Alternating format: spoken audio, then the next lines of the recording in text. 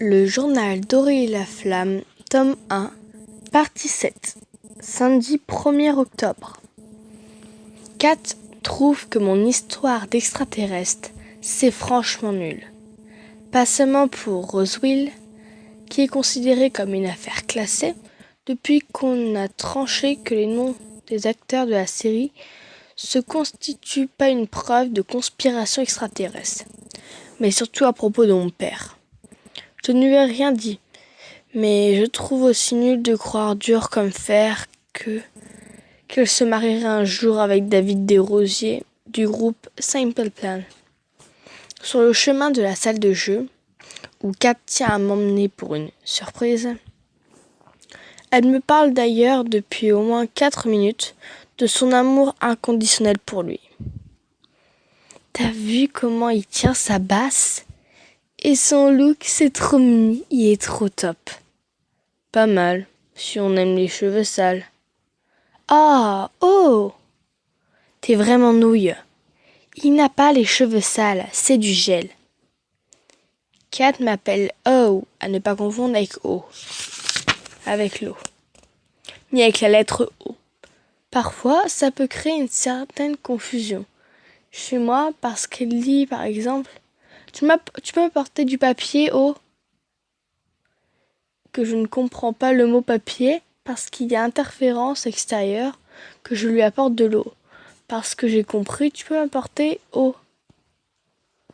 Je sais très bien que Kat ne parle pas comme une femme des cavernes et qu'elle aurait pris soin de dire de l'eau. Mais au moment où on entend cette phrase, je crois que l'interférence à la question n'a coupé que le de l. Bon, je donne cet exemple seulement parce que c'est arrivé hier matin, pendant les cours d'art plastique. Cataplastique pour ceux qui, comme moi, n'ont pas de talent. Nous sommes à la salle de jeu, devant Dance Dance Revolution. Kat m'a dit que, pour me faire pardonner, je devais danser Oops, I Did It Again de Britney Spears. Le problème, c'est que Kat est bonne à ce jeu, mais moi, je suis nulle. Je n'en reviens pas qu'elle tienne absolument à ce que je danse là-dessus pour me faire pardonner. Un secret qui n'en était pas vraiment un. Je croyais que notre embrouille était maintenant une affaire classée. Je me résigne et m'installe sur la plateforme. Je regarde les flèches par terre. Kat insère un jeton dans l'appareil et choisit elle-même Oops, I Did It Again, en me regardant avec des yeux triomphants. Ou moqueurs, ou vengeurs, ou n'importe quoi. Je trouve qu'elle exagère un peu. Franchement, je pensais que notre embrouille était réglée. Pas qu'elle allait me sortir une espèce de vengeance débile. Oups, la musique joue. Puis à gauche, je dis oups, comme dans la chanson. Et puis à droite, et je ne suis pas si nulle que ça finalement. 2 fois en arrière. Hein, ça va trop vite. J'ai pas pu venir, celui-là. 2 fois sur le côté. Quoi ? Non, c'est un saut. Je jette un coup d'œil à Kat qui se retire de ne pas faire des pas en même temps. Un pied en avant, 2 pieds sur le côté. Au secours, je suis tout de travers. Je descends de la plateforme un peu honteuse. Kat rit. Elle jure qu'elle ne rit pas de moi mais avec moi. Franchement, je ne crois pourquoi les gens disent ça. C'est la personne qui fait rire. En l'occurrence, moi en ce moment, ne rit pas elle-même. Comment peut-on affirmer qu'on rit avec elle ? Oh, prends pas ça mal. Ben non, mais c'était juste pour rire. J'ai eu honte quand tu as dit à tout le monde que je m'étais exercée sur Britney Spears. Tu devais t'assumer. Il paraît que Britney Spears Dance Beat, c'est le jeu préféré de Jeff Tricot de Simple Plan.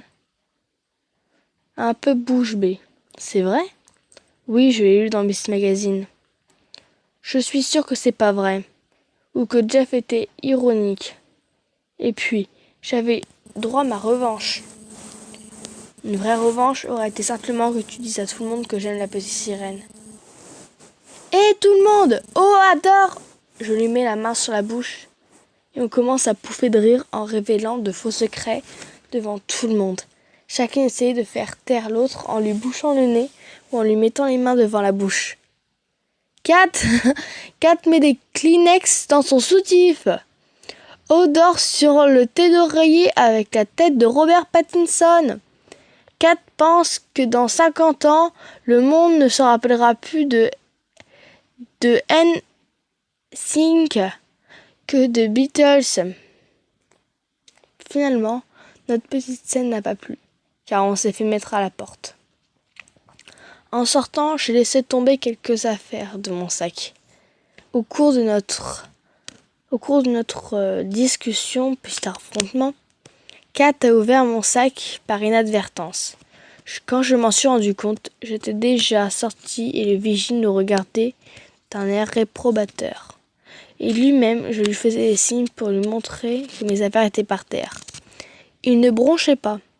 Je croyais qu'il pensait que je me moquais de lui parce que je lui adressais des signaux incompréhensibles, selon lui, par la fenêtre. Quand j'ai vu ce garçon qui ressemblait à Ryan Chesler et mes oreilles, avec des oreilles moins décollées, ramasser des trucs. Qui est Ryan Chesler, selon Miss Magazine? Ryan Chesler, champion de skate non complet.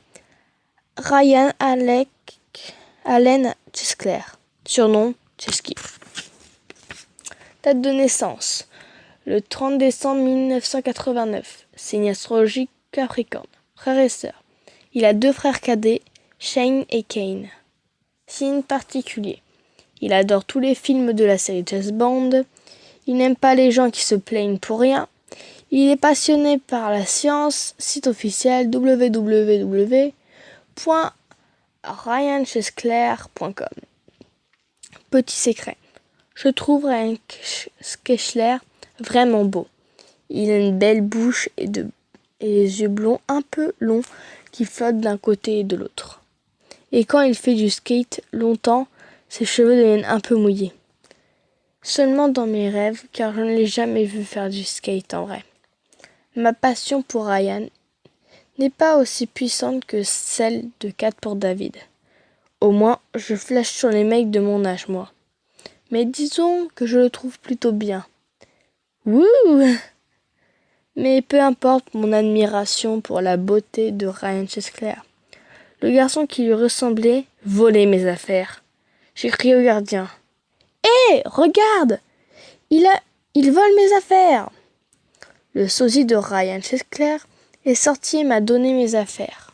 Une paire de lunettes de soleil, mon test, êtes-vous amis pour la vie et un tampon.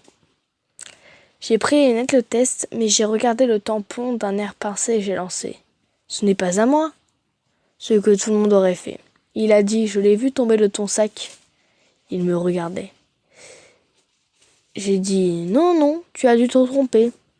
S'il est intelligent, comme l'est sûrement le vrai Ryan, il comprendrait que la situation me gêne énormément et il laisserait tomber pour le tampon. J'ai ajouté, parce que personne ne disait rien, malaise total. Je ne vois pas comment un tampon raide-t-il peut arriver là. J'ai regardé Kat et me lançait un message très clair. Au secours, viens à ma rescousse, s'il te plaît. Alors Kat, comme si elle avait entendu mes pensées, vive les dons de télépathie, est intervenue. Ce n'est pas un tampon, c'est une flûte miniature portative. J'ai regardé Kat abasourdie avec tous les points d'interrogation que je pouvais mettre dans mon regard. Le sosie de Ryan nous a dit sans broncher. Tiens, votre flûte.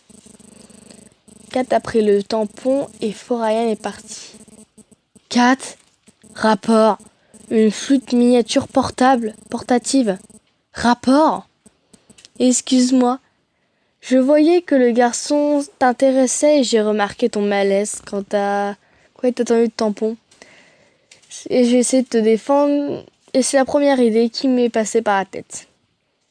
Mais si le garçon m'intéressait, ce qui est totalement faux en passant, il va penser que je joue de la flûte avec des tampons. J'ai essayé de trouver quelque chose et je me suis dit que ça pouvait avoir la forme d'une flûte. J'ai dit ça. Fou rire interminable. Kat a sorti le tampon de son enveloppe et l'a placé devant sa bouche sur l'embout. Elle a ensuite placé ses doigts sur le reste du tampon et a fait semblant de jouer de la flûte. Parfois, elle tirait même sur le cordon comme si ça faisait partie de l'instrument. Et elle chantait Touroutou, touroutou, touroutou. On a tellement ri à en avoir mal au ventre. Kat a dit qu'elle voulait garder le tampon flûte en souvenir d'un des plus gros fous rires de sa vie. On a rangé la flûte chez elle, dans sa boîte à souvenirs. Après l'avoir enroulée avec le test, êtes-vous amis pour la vie? Kat m'a dit qu'elle aurait répondu exactement la même chose que moi. Oh, tu crois que ça se vaut vraiment? Les Kleenex dans mon soutif? Quoi? Tu mets des Kleenex dans ton soutif? Désolé, mais quand j'ai dit ça tout à l'heure, je savais pas que c'était vrai. Mais non, je me fiche de toi, andouille. En revenant chez moi, je me dis que je n'aurais pas dû penser à essayer de faire croire à quelqu'un qu'un tampon était une flûte miniature. Kat est vraiment drôle.